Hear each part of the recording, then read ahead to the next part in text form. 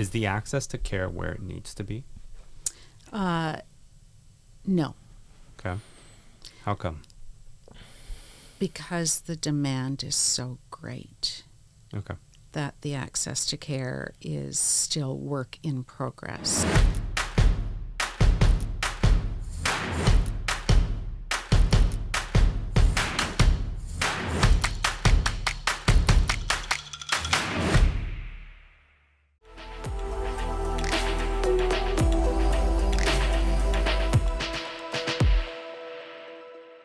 I've read up on you, and you do a lot of very important work in the mental health space, which is why we really wanted to have this conversation with you. It's important. It's important that I think more people better understand how impactful mental health is, but also what happens when, we don't pay attention to it, when we don't treat it, when we leave it untamed, and how it can really affect the person. So maybe for those who don't know who Sandi is, let's start there. Sure, thank you. Well, I'm a complicated person like most of us. I am number one, I am a mother and a grandmother. That is my best achievement in life. Congratulations on that. Thank you. I'm just, I'm very, very fortunate.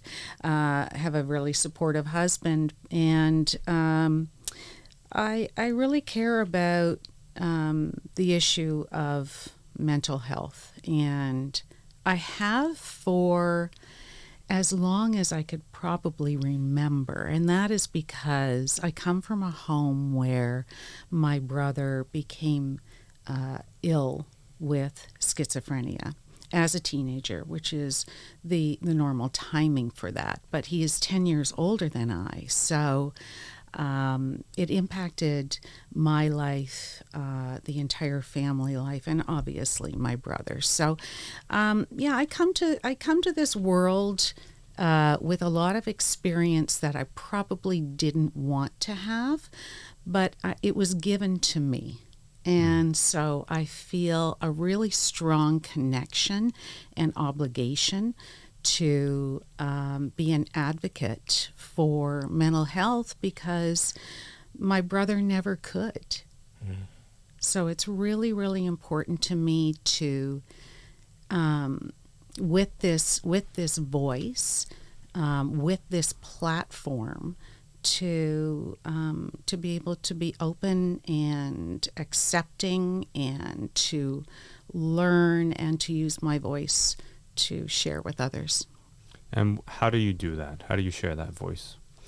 You know what? I think that a number of years ago, my husband and I, and he being a public figure, Gent Treliving, Dragon's Den fame, we just really thought that this was an opportunity that we could not pass on.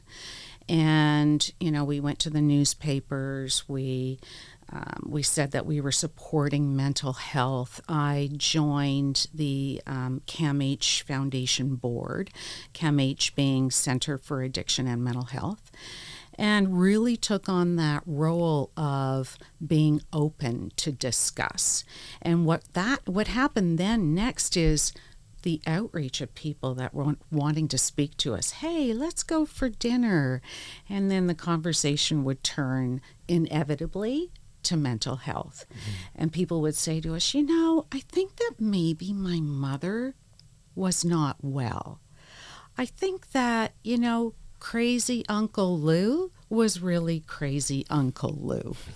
When you think about it just in the simple terms of how we were growing up, and it would be like, geez, I don't really like talking to that person that much, and not understanding behind the scenes really what was going on. Yeah, I think a lot of that, like as we get more and more exposed to better understanding the impacts of mental health, the more you realize that some of your closest family members have struggled with it, but they didn't have the resources or also even know that they had an issue. So true. And especially in certain communities, right, where it really is not discussed. And that's where we see there's such a great need for more advocates and more ambassadors of these communities. Like, we need leadership that flows within that neighborhood and that neighborhood to really have a huge impact, because we see all communities at the hospital. But maybe we're getting them too late. And more likely, we are getting them too late. So now we're in a mental illness situation where it could have been a mental health situation. And do you hear the difference in those terms? Maybe explain, what would be the difference between a mental illness versus mental health? Well, we all need to look after our mental health. We all need to look after our physical health, right? And they're so entwined. Yet education is so completely different, right? A psychiatrist role versus a physician role. And unfortunately, the way that our system is set up, they do separate us. Whereas we should be going in for a wellness check, which should be physical plus mental. So a lot of us have mental health issues. Maybe it's a mild anxiety. Maybe it's something in terms of a mild health issue, mental health issue that you can deal with. You don't need to be going to a hospital for. Perhaps it's meditation. Perhaps it's cognitive behavioral therapy. Perhaps it's seeing a therapist. But that doesn't mean that you're going to be hospitalized. That's more in the severe mental illness stage. Okay. And we would love to be able to get you early on when you are not feeling well. And I'm not talking flu. I'm talking you're not feeling well because perhaps you're having panic attacks or anxiety or mild depression, because we can treat those, right? And if we get those, think of it in terms of stage 1 cancer versus getting a diagnosis at stage 4 cancer. Right. So if we can get you at stage 1, this is my term, this is not a medical term in the mental health world. Let's not forget, I am not a doctor. But if we can get to someone early, the chances are that they will never have to go to a psychiatrist or into a full mental illness. So this is another piece that we want to share with the public. Let's not be afraid of the brain. It is an organ, and organs get sick. You have other organs in your body that also can get sick, and we can go to a doctor to resolve those issues. So we need to really, again, reduce that stigma, educate people, create the awareness, and hopefully, we will get a group of advocates that will speak out for their community. Why do you think there is still such a profound stigma around mental health? I think it's a number of reasons. I think religion plays a role in that. I think that a lot of people say, well, this can't be happening to my child. So like cultural... I think so too. But I also think that people feel it's a reflection perhaps of what they have in their home. But I educated them, or I did treat them well. They see it as something that perhaps they have done, and perhaps there's been a contribution somewhere. There is a lot of trauma within families, but it happens to everyone. I mean, if you look at mental health now, 1 in 4 have a mental health issue, and that's a global number. That's not just here in Toronto or in Canada. So that's like 2 billion people. Yeah, that's a huge number. Yeah. And so we need to accept the fact that people do get sick, but that doesn't mean that they're sick for life, right? And they need our support, they need our guidance, and again, to be an advocate for someone who is not well. How do you said you want to get them early. How do you even get them early? Because most people, it's like, it's only when you feel, I guess, at stage 4 is where you want to get help. Mm-hmm. Yeah, sometimes people that are experiencing a mental health issue don't always recognize it. Mm-hmm. And I think that that's where we need to count on our family and our friends and our coworkers. And those are tough discussions to have too, right? But, conversations like, I notice that you're not sleeping, or I notice that you're sleeping a lot during the day.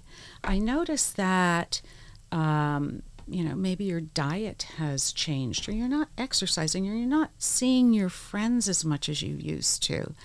Those kinds of things can start to open up the conversation where then, is there anything I can do to help?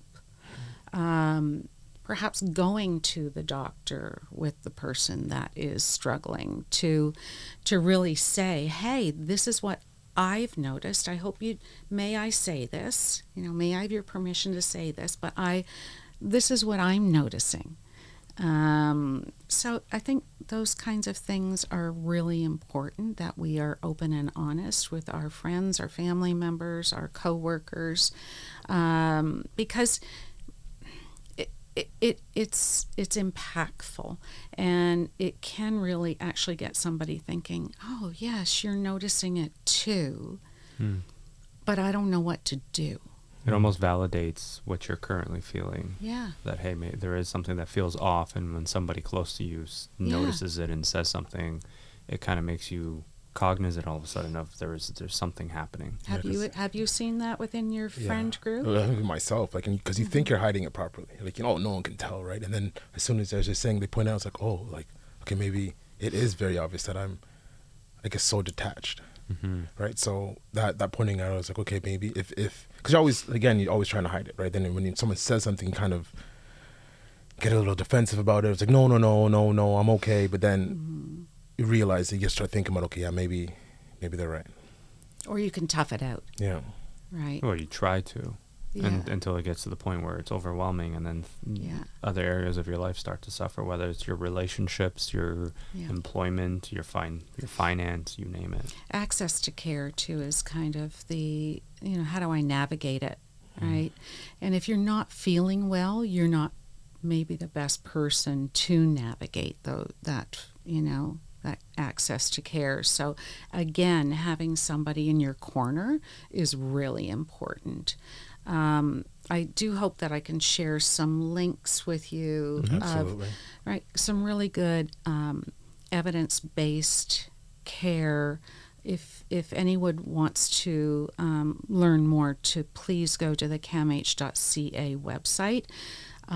In terms of navigating access to care, but also in terms of just learning more about a number of mental health issues. And if you want to find out more, really great website. So I highly recommend that.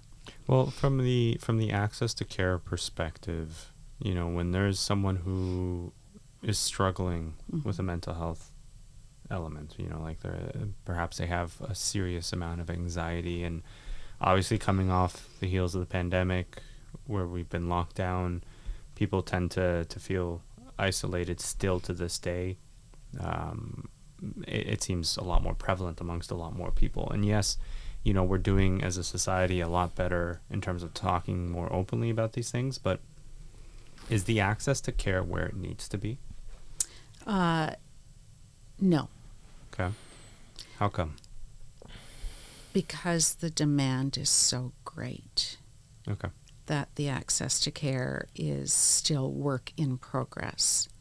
But having said that, there are a lot of really great things that are happening in the mental health world.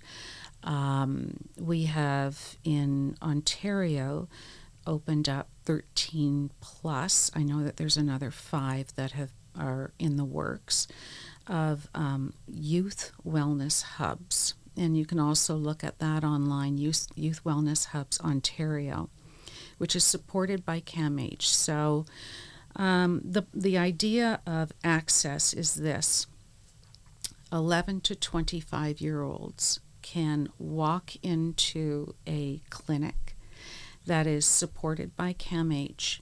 They will go in there, whether they have anxiety, depression, panic attack, whatever they're experiencing. And there will be somebody there that can say, okay, let's take a look at what you're experiencing and figure out the next steps for you. So now they don't have to tell their parents, they don't have to tell anyone, right? So they can go in, we can track them, right? So maybe it's okay, you've got a mild case, this is what we're seeing, let's start you off with cognitive behavioral therapy, which you can find online as well. Let's try that, and let's keep in touch, and let's follow. Perhaps there's a need for this person to see a therapist right away, or perhaps it's even more involved and they would need to see a psychiatrist. But these things are opening up that you don't have to go to a hospital where we only have X amount of beds. At CAMH, it's close to 500. But, that again, if we put these buildings, these structures all across the province, that is really helping a lot of communities where they don't have great resources in terms of mental health care. So we're super excited about these. They have proven to be just an excellent resource for people, excellent care centers. What we've found is that people are going in, they're getting the care that they need, they're offering to be peer-to-peer support help, they're looking for an opportunity to work there. Oh wow! So it's almost like it's a very community centered place where the people who are coming in for support turn around and then be the ones supporting others. Yeah, that's exactly. incredible. I love that. It is incredible. We also have another initiative. I'm really excited about this. So our family. Can I get into the women mind piece? Sure. Sure. I mean, really and truly, mental health applies to everyone. It sure does. Yeah. And I'm going to talk a little bit about Women Mind because of access to care. So 3 years ago, our family was going to do another gift to CAMH. And I was trying to figure out what would inspire not just my husband, but the family, because we were going to do a pretty substantial gift. And I felt as though the last gift felt very much more about me, myself and my husband, but not necessarily our kids. So I said to my husband, what do you think about this? I'd had a conversation with Deborah Gillis, who's the CEO of our foundation. I'd found out that funding for women in science was such a small piece of funding, in particular to mental health, is smaller than any other health issue, which is very sad. And then in terms of women's mental health, it was completely off the charts, nowhere. So there's a huge need to support women in science, because then they can study women's mental health and change the narrative, which has always been driven by men, because only men have been studied in mental health. So, for instance, drugs that are given to women, antidepressants, are given to more women than they are to men, only ever tested on a man's body. Mm-hmm. So, I mean, there's just, I know, right? Weird. Yeah. It is. It's very strange. Mice, five mice to one woman. And women suffer from mental health much more than men do. So here we are with this huge need, this huge gap in gender equality here. And I just thought, wow, he needs to learn about this. We all need to learn about this. So I said to him, what do you think about funding women's mental health specifically? And we do this gift. We are heavily strewn on the female side of our family, more female than males. What if the girls do the gift? What if it comes from the Treliving women? And he just was like, I love this idea. And talk to the girls, see if they're okay with this. And they were like, yes, of course, this sounds fantastic. So we have Next Gen involved as well in philanthropy. And, here we are learning as a family and as a community, because it's a donor circle. Yeah. So we're bringing other women in. One of the first scientists that we hired, getting back to the access to care, Dr. Daisy Singla, has worked all around the world, and she is studying maternal mental health.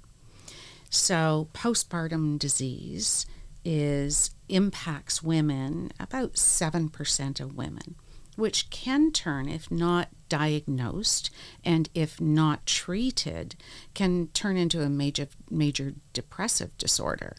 So now you've got a mom, you've got a baby impacted, perhaps the relationship with the other family members, husband, children, etc., that can really be struggling, and can struggle now then to the end of their life, because it is very, very, very hard to treat. Sure. Because it's now morphed into something more severe. So how do in that sort of family dynamic, how can a man support his wife in that equation, or in that particular family dynamic? How can they be more supportive or facilitative to support these kinds of mental health improvements? Well, really good question. I think that men obviously should see the change in their partner or spouse. Or their sisters, or their Correct. cousins. Correct. I think it comes down to, again, those topics, those lead-in questions, right? I see that you're not sleeping well. I know that we've got a little one. How can I help? Can we bring in another sister or your mother or whatever? Let's see if we can solve some little steps. But you really need to be paying attention, because what we used to call the baby blues is more than just the baby blues. And anyone that has had the baby blues knows that you hope that it passes day 3, day 4, day 5, and then you get back on track. But some women don't. And that's where men can be very supportive and need to be supportive. But again, they need that education. Right? They need to know that this is a possibility. Right. And it is normal that, with your hormones dropping dramatically and so much going on after the birth, that there is a huge potential for there to be a lot of problems. And the more we know, the more we can support. And obviously from a man's perspective, if you don't know or have an understanding of any of that, you start to wonder what's going on, and that creates a whole slew of other issues. Right. There's double tension. Yeah. So right. from the, I think one of the biggest things that I want to better understand is coming out of the pandemic. We touched on this a little bit earlier. The isolation, the lockdowns, people being stuck at home, some of them in bad relationships, some of them already with poor mental health spaces, like in the not in the right space. And can we maybe talk a little bit about, from your perspective or from CAMH's perspective, what you're seeing in that realm? Are we in what some people have called the worst mental health crisis that we've seen in ever? Yes. I hate. Sorry. That's no? Not very. I gave you a quick no on one and a quick yes on another.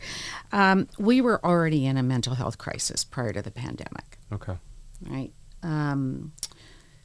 Now it's been exacerbated by by COVID, for sure. And you probably already know or see that there are a lot of people that are still stuck in their homes. There are a lot of people that are still struggling. What we're seeing at the hospital in terms of our emergency room is a number of youth that are reaching out for help. We're thrilled, and I know that sounds odd, but we are thrilled when they come to us because they're going to get help, right? Versus not coming to us and then it becoming a bigger problem. But again, we all know that the wait times are really significant.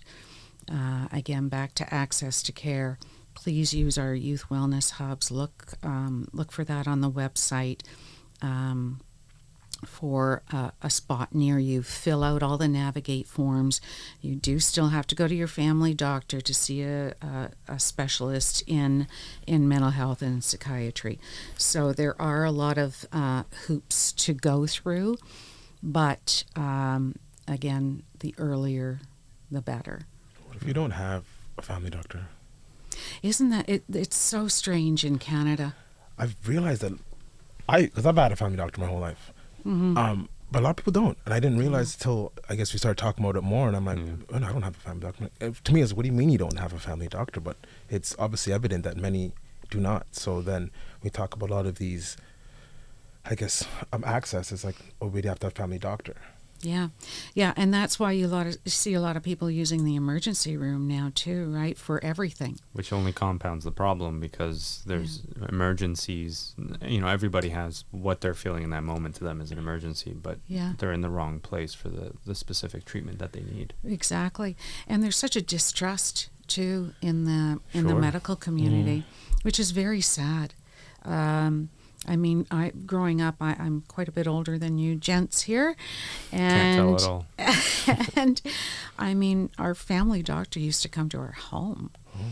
Yeah, I remember that with his little black bag and the stethoscope and all of those things. And you know, that is long gone. I think our whole healthcare system is backwards.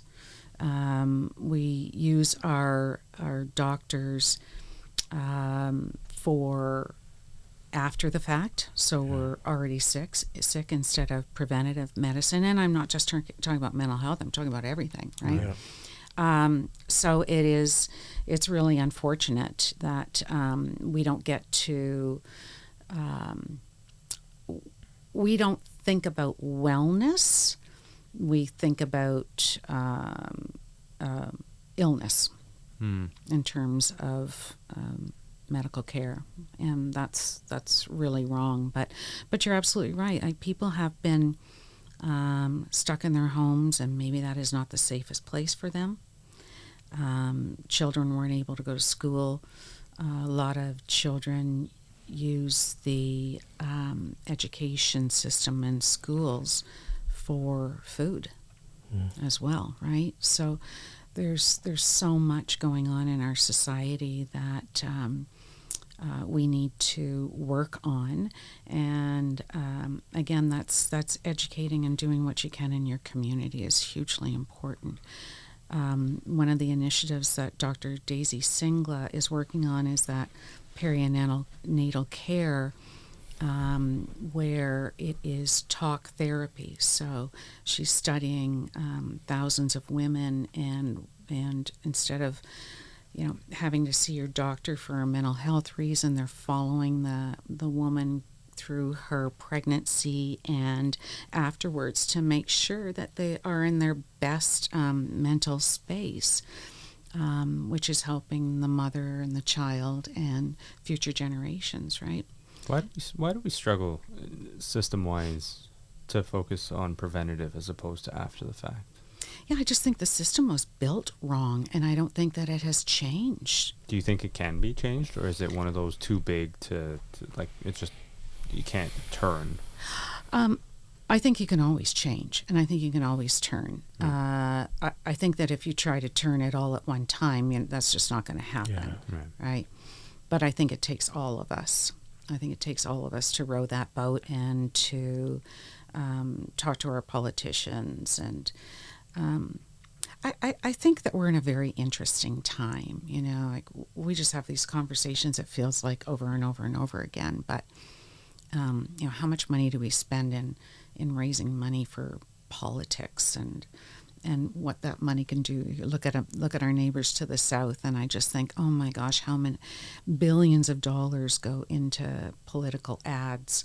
What could that money do for the actual issues? Yeah, that's a very good point. Yeah, it's sad, and I don't know how we got here, but we're here. So now we need to focus on getting out of here. And what about from the workplace perspective? Obviously, with the pandemic, a lot of people started working from home.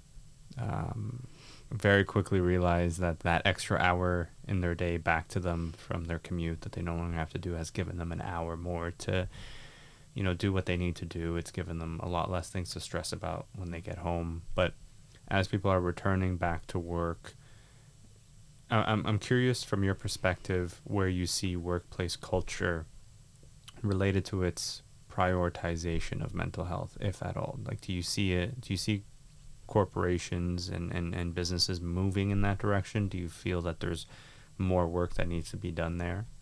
Definitely more work that needs to be done, but I do see a lot of positivity happening around that, because we do need a healthy workforce, right? We do need healthy mothers in homes. We need healthy fathers. We need a healthy education system. But we absolutely have to look after our employees as family and community. And I think that if a CEO of a company is standing up and saying, I am supporting this, and showing it through whatever means needs to happen for their specific companies, whether that is hybrid work, whether that is staggered hours of work, perhaps that fits a family better, whether it is time for and money applied to wellness camps or times of the day or whatever it may be. I think that that is the movement going forward. And I think that is, if I were looking for a company to work for, I would want to be looking for something that is standing for the positivity of and a healthy environment for myself and my coworkers. Plays a huge role. Yeah. Mm-hmm. Like, really impacts your ability to even work, right? Like, if you're constantly concerned about, you know, you're dealing with things at home and you're trying to figure those out, and on top of that, you've got an unhealthy or a toxic work environment where they don't prioritize mental health and balance. And I've heard a lot of counter arguments of, you know, we've gotten too soft on that topic. People should just go back to work and stop complaining about it. But I think that's a very narrow view of, you know, if you really want people to perform their best, they have to feel their best. Yeah. Because that's when they perform their best, right? To be happy. Yeah. It's unrealistic. We can't expect what we're expecting of people moving forward. Yeah. Right? And, you know, I can only speak to this from a standpoint of a woman. And who do you need me to be this hour of the day? Mm-hmm. Right? You need me to be mother, you need me to be wife, you need me to be partner, you need me to be caregiver, you need me to be working to make so that I am happy as well. Like, what do you need me to be this hour? And that's a lot to take on. So then, you know, if there's a work component, or, you know, you're looking after your children as the main caregiver, or you also are looking after your parents who are aging, like that's a lot. That's a lot to take on. For sure. And it's a lot on anybody. It's a lot on anybody. And perhaps, you know, nothing's perfect. Your relationships aren't perfect. You're maybe you're missing deadlines. It's just there's so much going on, and I think after COVID, I don't know whether you feel like this or not, but I feel like I'm even more busy than I was before. Do you feel that way? Yeah.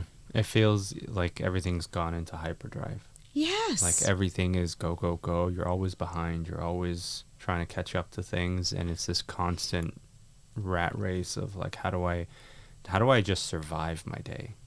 Yeah. Not how do I take time to enjoy it. And sometimes that commute actually gave you that space. In a weird way, yeah. Right? Just like That alone time. Yeah. Yes. And now it's like, it's just call after call after call after call. Well, that's the trade-off with virtual, right? Is that when you were in an office, for example, if we had a meeting, you have a few minutes to yourself to walk back to a desk, to your office, you go to the bathroom, grab a bite, something. Yeah. And now with virtual, it's, your meeting, and you have a meeting from 10 to 10:30 and then another one from 10:30 to 11 to, like, there's no breaks in between. You feel like you're doing so much more. Yeah, I have to say there's times that my shoulders feel like they're up at my ears, and that's not right.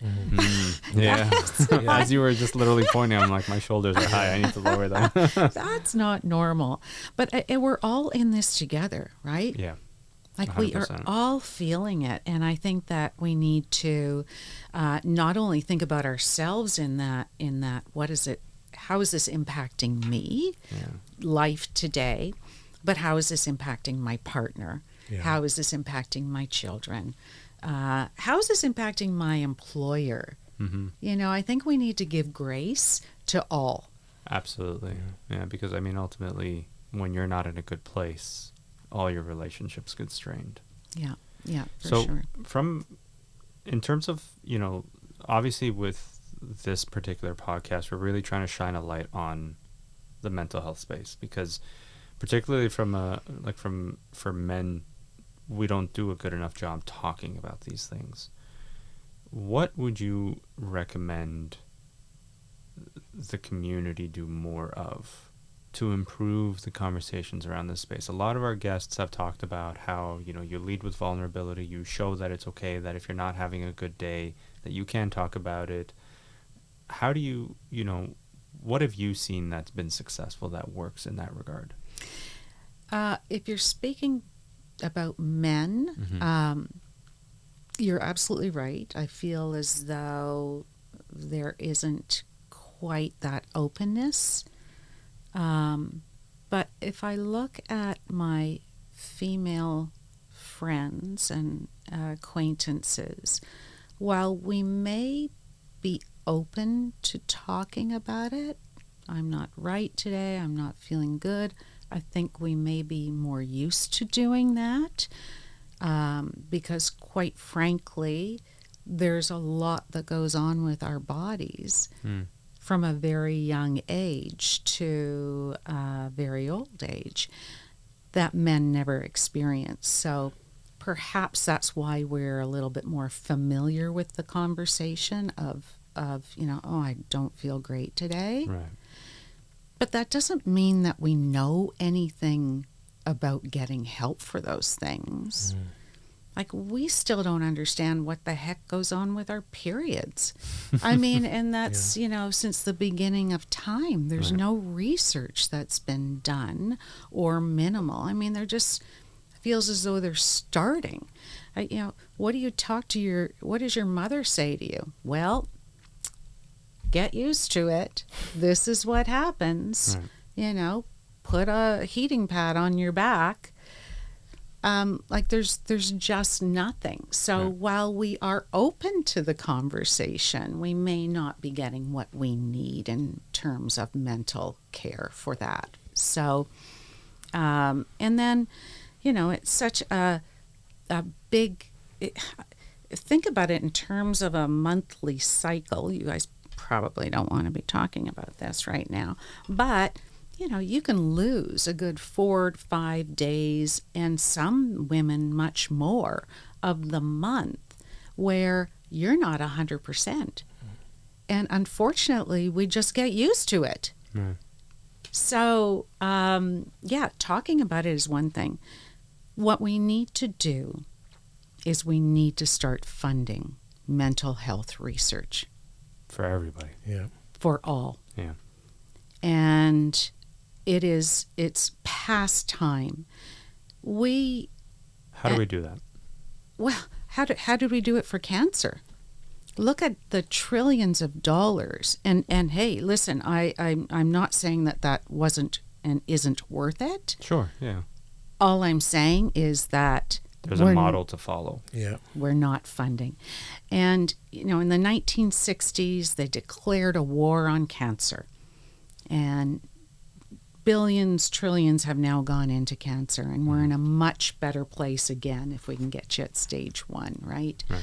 But and listen, a ton of awareness things, right? Sunscreen, no smoking, etc. that have come out of that, and people listen to that evidence-based information. We need to get to the evidence-based information when it comes to mental health. Right now, CAMH is building the largest research and discovery center for mental health on the campus at CAMH. So it is bench to bedside. We will be and are already. Sorry, what does that mean, bench to bedside? So our researchers and the hospital are right there. So we go from research, discovery, clinical care within our patient base and database that we already have, then proven, right? Teach the clinicians how to then treat the patient and spread that once confirmed, spread that globally. And we're sharing our research and our evidence-based care to get people in a better healthy society is really ultimately what we're after. So we're super excited that this is happening. Absolutely, should be. That's Yeah. We're in the midst of our fundraising campaign, which we announced in February. How long does that go on for? Well, or is it just an open? We'll close in 2025, but the shovels will go in the ground in 2024. Okay. So. And where can people find, where can they go to support that if they want to donate or start a fundraiser around it? Oh, we would love that. Listen, we need to get the country behind it. We really do, because everyone's going to benefit from this. So CAMH.ca, and there's a bunch of information on the new research center, as well as a donate here button. But we're super excited. We're going to attract and keep the best minds working on research. So we're just really pleased that it's here. Canada is the right place to do this too. Amazing. Mm-hmm. Sandy, thank you so much for coming through. Oh, thank This you was so great. much. Thank you for doing all the work that you do. Thank you for prioritizing such an important topic. I know that this is a story that, you grew up with, but, people grow up with tons of things and decide not to do anything about it. But you've decided to actively pursue it and be a voice for it. And I respect that. I commend you for that. And we're going to try to do whatever we can to help to support that, because we really think that there is a need for more conversations around mental health, improving it for everyone. And we see the effects of it on people, and the effects that when it affects one person in your family, how it affects you. And then it just grows from there. And if there's better ways of preventative care, I think anybody would tell you that they would rather have had preventative care than to deal with a post. Yes. It's just, I can't see why anybody would argue against that. So thank you so much for sharing your time with us and for doing such incredible work. Thank you. We'll be cheering you on and trying to find ways that we can support in some way. Well, I would love to take you guys on a tour. I would love that. Would you? Please, yes. Okay, let's do that. I do have one question. Yeah. Just one going back, you mentioned 11 to 25, you can walk in. I was just wondering, like, why is it up to 25, and then what happens after 25? Because, like, you might be a little bit older than us, but we're still over 25, right? So, like, You know what's so great about it? I know it seems like an odd space, but when you're 18 years of age, you can take over your own care. Right. So there is a huge gap in that health care. And when people, psychosis hits in the teens, and if somebody is very ill, we can lose them out of the because unless you have like a power of attorney or something like that, you can really lose your child to either even worse mental health, worse addiction, because they're feeding or self-medicating their mental health, to suicide. So we want to make sure that we have that covered. Now, hopefully, if we're going to get you that much later, I should say this a little bit differently. So if you're coming to us at 18, 20, 21, hopefully we're going to be able to direct you in the right place that you will need to be. But again, it could be just a minor mental health issue where you could start off by someone suggesting a cognitive behavioral therapy, which may just work perfectly for what you need for anxiety, or let's break it down kind of in smaller steps for you. And if you are identified that you need more help, then we'll find the right place for you. But I would suggest that perhaps at 25 you've also maybe had some other health issues that we could speak to you about. Yeah. Right? And a younger. But you're absolutely right. Just because you're 25 doesn't mean, you can have a mental health episode at any point in your life, right? We see people from 6 to 96 is what we say, right? Children all the way through to dementia and Alzheimer's at the hospital. So at any point, any one of us Can have a moment. can have that, can have We'd that love situation. to tour the Absolutely. facility. Oh, Yes, that for would be sure. awesome. I Yeah, would we'd love love to to set tour that up. you. Yes, Thank you and, so and bring much. some more gents. Definitely will, man. Yeah. Absolutely. We'll turn it Great. into maybe we can somehow turn it into a mini fundraiser. Yeah, something. Yes. That would be really cool. Sandy, Awesome. thank you so much for coming Thank through. you so much. Appreciate Very it. much Guys. appreciated. Poncho, Thank thank you you. very much. Thank you, everybody, Thank you, for Poncho. listening.